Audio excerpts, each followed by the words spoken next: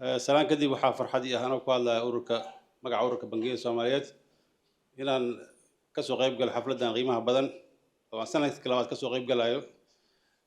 Annaga ka bangi ahaan waxaan dhiirigelinaynaa mar kastaba in shareecada ayna hagto oo maalgelinta lagu saleeyo shareecada islaamka. Taas waa mahadcelin.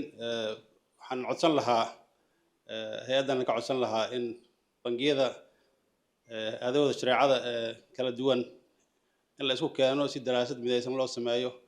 Waxaan codsan lahayn in intaan la gaarin xafladda sanadeedka in la qabto kulamo annaga isugu yeeri karna maadaama mataleen ururka bangiyada inaan isku yeerno bangiyada hay-adoodaas hay-adan ay maadaama ay hormuud u tahay Salaam Bank hormuud iyo bangiyada Soomaaliyeed hormuud u yahay in ay qaadato doorkaas annagana aan keenno hay-adihii kale bangiyada kala duwanaa si loo helo shuruuc midaysan oo taabanaysa dhiirigelinaysa maalgeliyada iyo lagu dhiirado in la maalgeliyo.